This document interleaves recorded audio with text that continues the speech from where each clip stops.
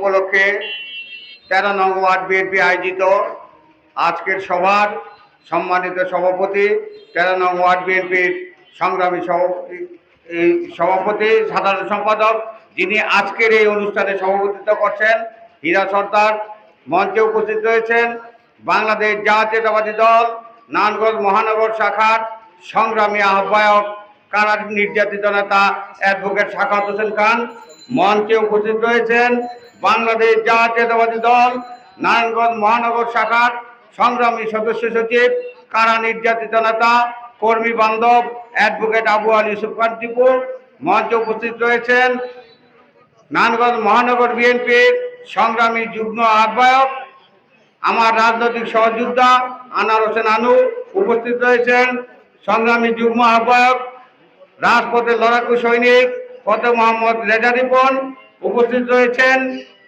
নারায়ণগঞ্জ সদর থানার বিএনপির সংগ্রামী সাংগঠনিক সম্পাদক নাজমুল হোসেন, উপস্থিত রয়েছেন মহানগর বিএনপির অন্যতম সদস্য মাকিব মোহাম্মদ শিবলু, উপস্থিত রয়েছেন নারায়ণগঞ্জ মহানগর বিএনপির সংগ্রামী সদস্য ফারুক আহমেদ রিপন এবং উপস্থিত রয়েছেন নারায়ণগঞ্জ চেম্বার অব কমার্সের অন্যতম সদস্য অত্র এলাকার কৃতি সন্তান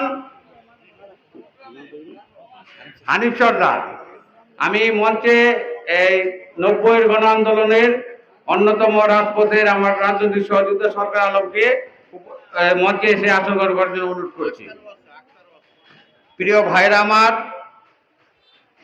শহীদ প্রেসিডেন্ট জিয়াউর মহান স্বাধীনতার ঘোষক শহীদ প্রেসিডেন্ট জিয়াউর রহমান ছিলেন এদেশের বহুদলীয় গণতন্ত্রের প্রবক্তা।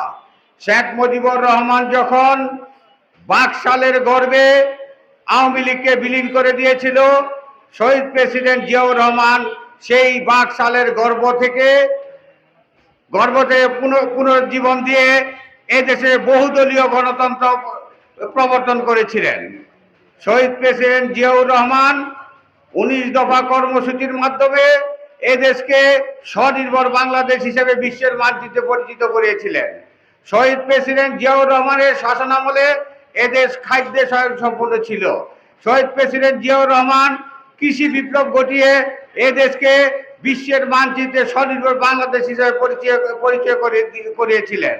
শহীদ প্রেসিডেন্ট জিয়াউর রহমান এদেশে শিল্প বিপ্লব ঘটিয়ে দেশের উৎপাদন ক্ষমতা বৃদ্ধি করেছিলেন। শহীদ প্রেসিডেন্ট জিয়াউর রহমান ছিলেন অতি সাধারণ একজন মানুষের মতো। তিনি অতি সাধারণভাবে জীবনযাপন করলেও রাষ্ট্র পরিচালনায় তিনি ছিলেন ইস্পাত কঠিন দৃঢ়। শহীদ প্রেসিডেন্ট জিয়াউর রহমান যে কর্ম এই রাষ্ট্রের জন্য করে গিয়েছেন, এই রাষ্ট্রকে যেভাবে বিশ্বের মানচিত্রে স্বনির্ভর বাংলাদেশ হিসেবে পরিচয় করেছিলেন, সেই জন্য শহীদ প্রেসিডেন্ট জিয়াউর রহমান বাংলাদেশে চিরস্মরণীয় হয়ে থাকবে।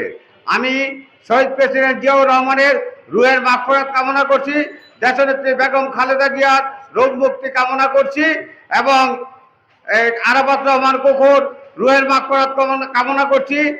দেশনায়ক তারেক রহমানের আগমনকে শুভেচ্ছা জানাচ্ছি।